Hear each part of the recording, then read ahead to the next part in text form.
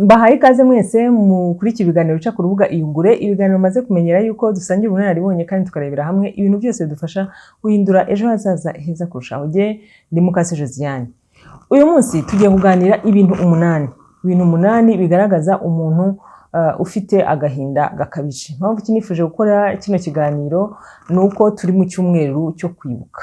Murabizi yuko turi mu cyumweru cyo kwibuka, mbonereho no kwihanganisha abantu bose babuze ababo. Turibuka jenoside yakorewe abatutsi ku nshuro ya 27. Ni ukuvuga yuko urumva turi mu gihe cy'agahinda, turi mu gihe cyo kwibuka.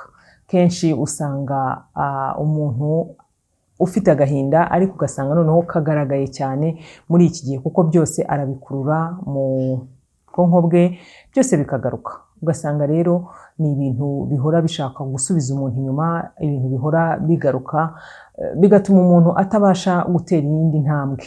Nifuje gukora iki kiganiro kugira ngo tuganire agahinda, uburyo umuntu abasha kukabona, kuko usanga abantu bakagendana, usanga hari abantu bagafite ariko ntitubibashe kubibona. Naje rero kugenda ndeba ibintu bitandukanye, nsoma abantu babyigiye batandukanye bagenda bagaragaza ese ni gute wabona umuntu ufite agahinda. Agahinda rero gashobora kuba ku mugabo, gashobora kuba ku mugore, gashobora kuba ku mwana w'ingimbi, gashobora kuba kuri abo bantu bose. Ariko noneho ese umuntu abasha kubibona? Ushobora no kuba ugafite wowe ku giti cyawe ariko ntubashe kumenya koko hari ibintu bigenda bikugaragaraho mu buzima bwawe bwa buri munsi, ntubashe kumenya ngo urabiterwa n'agahinda gakabije. Agahinda rero nanone gaterwa n'iki? Ushobora kugaterwa no kubura abawe wakundaga, ushobora kugaterwa no kunyura mu bintu by'ubuzima bikomeye cyane, bigatuma ugira agahinda gakomeye cyane mu mutima wawe. Ushobora gupfusha umugabo wawe, ushobora gupfusha umwana wawe, hari ibintu byinshi cyane bidutera agahinda muri ubu buzima turimo. Ariko noneho kugira ngo ubashe kumenya umuntu, inshuti yawe, ubashe kumenya nimba wowe ufite ako gahinda, ni hehe wabirebera kugira ngo icyo gihe ubone n'uburyo wabasha kumufasha cyangwa wamusabira ubufasha. Niyo mpamvu nifuje kugira ngo tuganire kino kiganiro, ntitugendane n'abantu bafite agahinda, cyangwa ngo natwe tugendane agahinda kagire ibintu byinshi katubuza kugeraho, cyangwa se kagenda kagaragaza mu buzima bwacu bwa buri munsi tutabizi kandi tubigendana umunsi ku munsi. Iki kiganiro rero kigizwe n'ibintu 8. Ibintu 8 wamenyera ko umuntu afite agahinda gakomeye ni ibihe? Icya mbere ni umuntu udatekereza ejo hazaza, ni umuntu bidafite icyo bibwiye, nta nubwo ari ukubitekereza gutya, oya, bidafite icyo bibwiye. Biriya biganiro byose tuba ducishaho by'ejo hazaza, by'abo twifuza kuba bo, by'aho twifuza kugera, ibyo ngibyo ntabwo ari ibintu bye, ntabwo rwose bimushishikaje. Ni umuntu ibintu by'ejo cyangwa by'igihe hazaza nta kintu bimurebaho. Usanga ari umuntu ubona bucya bukira, ukabona ubuzima nta sanse kuri we bufite, ukumva rwose nta kintu bimubwiye na gato na gato.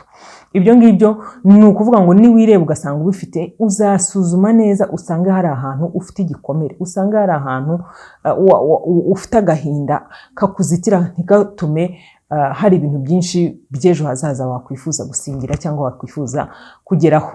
Icya kabiri kiranga umuntu ufite agahinda, washenguwe n'agahinda, ni ukuvuga ngo washenguwe n'agahinda ni ukutagira ibyishimo. Nta byishimo agira, nta kintu na kimwe kimushimisha. Buriya ibintu by'isi yego biragoye, ariko hari ibindi bikunezeza, hari ibintu bigushimisha. Ushobora no kushira n'umuntu akagutera story ugaseka ugatembagara, ariko usanga ari umuntu utagira ibyishimo muri we. Yabona n'abantu bishimye ugasanga arimo kuvuga ngo aba ngaba ni abatesi, iriya ni imiteto sha, buriya barahazi. Tujya dukunda kubikoresha natwe, yego abantu bamwe na bamwe wenda tutavuga ngo ni agahinda, ariko ubundi usanga ari umuntu rwose ari ibintu bihora mu kanwa ke, atagira ikintu kimushimisha. Ibintu byose ari uko ababikora, ari uko bafite imiteto, ari uko nyine yumva nyine hari ibindi bintu biteye isesemi nk'ibyo ngibyo byose barimo gukora. Ni umuntu rwose udafite ibyishimo, uhora niyo aseka ukabona asekera ku ryinyo, ukabona ntago afite ibyishimo binejeje umutima we. Icya gatatu kigaragaza umuntu ufite agahinda, washenguwe n'agahinda, ni ukugira umunaniro. Buriya bavuga yuko umuntu muzima iyo aryamye amasaha byibura 8 cyangwa 9 mukuru, ayo ngayo aba ahagije kugira ngo abashe kuba ayandi masaha yose asigaye mu masaha 24 abashe kuba yakora kandi atanga umusaruro wundi witezweho. Ariko umuntu ufite agashenguwe n'agahinda, umuntu ufite agahinda mu mutima we, ni umuntu uhorana umunaniro, agahora ahunyiza, agahora asinzira, kandi no mu gihe kitari icyo gusinzira cyangwa se no mu gihe kitari ikibitotsi, no mu gihe aryamye mu masaha 9, ariko ahora arushye, ahora ananiwe, kuko aba afite agahinda mu mutima we. Buriya umutima uburemerewe, umutima uremerewe rero birakugora kugira ngo ubashe kuruhuka, ubashe kubona ibitotsi. Ni wundi ushobora kuryama ugasanga arashikagurika, ugasanga nta bitotsi anafite, kuva umuntu arakubwira ngo yabuze ibitotsi. Nimba yarabuze ibitotsi hari ikintu kitagenda neza. Icyo ni icya gatatu kigaragaza umuntu washenguwe n'agahinda. Wowe urimo kureba bino biganiro akaba ari ubwa mbere ugeze ku rubuga Iyungure, ndagusaba kugira ngo niba wifuza ibiganiro byaguteza imbere, niba wifuza ibiganiro byahindura ubuzima bwawe, ntuve udakoze subscribe kugira ngo ujye ubone n'ibindi biganiro byose byashyizweho bidufasha guhindura ejo hazaza heza kurushaho. Icya kane kiranga umuntu washenguwe n'agahinda, ni umuntu usanga afite amarangamutima ahindagurika. Aka kanya ukabona ibiryo biramunaniye, ntago abashije kurya. Abantu nk'abo babaho, ugasanga n'ukuri umuntu byaramunaniye kurya, ntago wabashije kurya nk'uko bisanzwe, arimo kunanuka, utazi impamvu, kurya bikamunanira.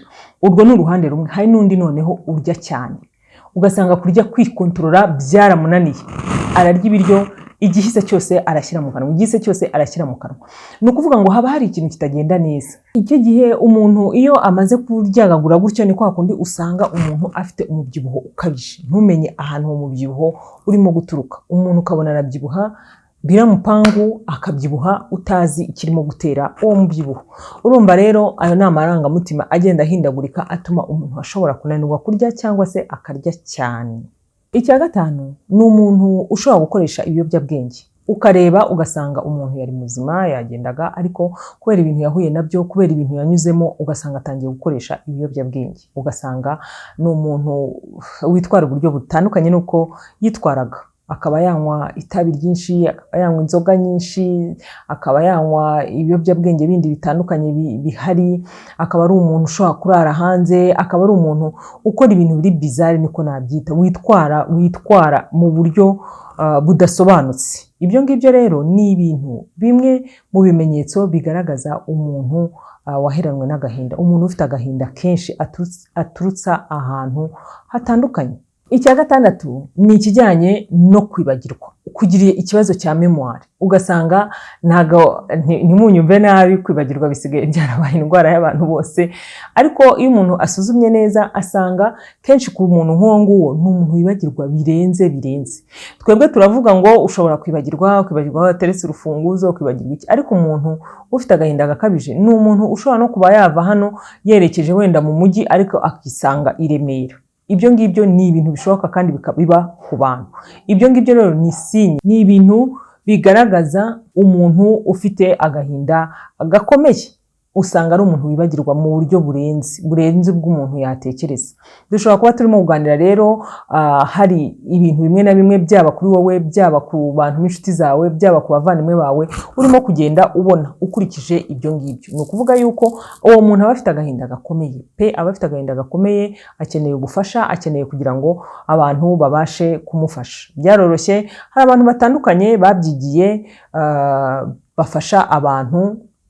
Wenda tuzagira umwanya wo kubaganiriza muri iki kiganiro cy'uburyo noneho bagufasha kugira ngo umuntu ufite agahinda nk'aka ngaka gakomeye yafashwa gute. Icya karindwi ni umuntu ntumubaze ibintu byo kwiyitaho. Self care ntayafite, nta kintu bimubwiye, yakwambara ibintu bimeshe, yakwambara ibitameshe, yakwambara ibintu bitandukanye umuntu adashobora gutekereza, nta kintu biba bimubwiye. Kuvuga ngo urarya imboga ngo ubashe kubaho neza, ngo urarya imbuto ngo ubashe kubaho neza, reka. Ibyo ngibyo nta kintu bimubwiye. Arabubwira ati umva, umunsi ni umunsi, gupfa ni rimwe, twese tuzapfa, nta mpamvu. nta mpamvu, ariko urupfu ntabwo ari twebwe turwishakira, ubundi ugerageza ibyo washobora hanyuma ibindi ukabirekera Imana. Umuntu nk'uwo rero ni umuntu ku cya karindwi rwose ibintu byo kwiyitaho nta kintu na kimwe bimubwiye. Niba bavuga amazi, kunywa amazi, reka nta kintu na kimwe bimubwiye. Usanga rwose ari umuntu utiyitaho mu buryo ubwo ari bwo bwose. Icya munani ari nacyo nsorezaho muri iki kiganiro, umuntu waheranwe n'ako gahinda gakomeye ni umuntu uhorana indwara za hato na hato, ugasanga afite umutwe, yajya kwa muganga ntago bazi icyabimuteye. Ariko ubwo hejuru y'ibyo mwibuke yuko twatangiye tuvuga imbere yuko ari umuntu utaryama neza, urumva ntaba yaryamye neza, ntagira ikintu kimushimisha. Murabizi yuko no muri baravuga ngo ibyishimo ni umuti mwiza. Ni ukuvuga ngo nimba ibyishimo ari umuti mwiza kandi ukaba utagira ibyishimo mu buzima bwawe, ni ukuvuga ngo urimo kwikururira indwara. Ni umuntu ugira indwara, ugasanga arahorana umutwe, aragira isereri, arumva atameze neza. Uzi kwirirwa umuntu yumva atameze neza, icyumweru kigashira, ibyumweru bibiri, ukwezi, umwaka ugashira umuntu atameze neza, nuko haba hari ikintu kiri mu mutima we gituma atabasha kunezerwa. Ibyo ngibyo rero bikamutera indwara zikabasha kumushoka, mbese agahorana isereri, akaba yagira ikintu cyose icyo ari cyo cyose kikaba cyamubera indwara, kandi ubundi yari umuntu ufite ubuzima buzira umuze. Agahinda rero ku buzima bwacu ntabwo ari keza, kandi usanga kenshi hari igihe tukagendana tutabizi, cyangwa inshuti zacu zikagendana tutabizi. Ni ukuvuga yuko iyo urebye ibimenyetso bigaragazwa no kugira agahinda, bituma ushobora kubasha kugira inama, ukabasha kumwegereza uwo muntu ufite agahinda, ukagira ikintu wamufasha, kuko intego yacu murayizi ni uguhindura isi yacu nziza kurushaho, no guhindura ejo hacu hazaza. Ntabwo dushobora gutera imbere rero dufite agahinda kuzuye imitima yacu. Oya, ntabwo dushobora gutekereza kuzagira ahantu tugera dufite agahinda kuzuye imitima yacu. Ni ngombwa yuko tubasha kumenya ese ako gahinda ubundi turagafite, kuko usanga kenshi twibwira ko turi abantu bazima, tugenda neza, nta kibazo, ariko izi sinye ni izigaragaza umuntu ufite agahinda. Niba hari umuntu uzi cyangwa se hari ikindi kintu waba uzi nacyo gitera agahinda, ndagusaba kugira ngo ntuve udagishyize muri comment, kugira ngo twese tubashe kurushaho, tubashe kwisuzuma, tubashe kureba ese ibimenyetso twe ntago tubifite.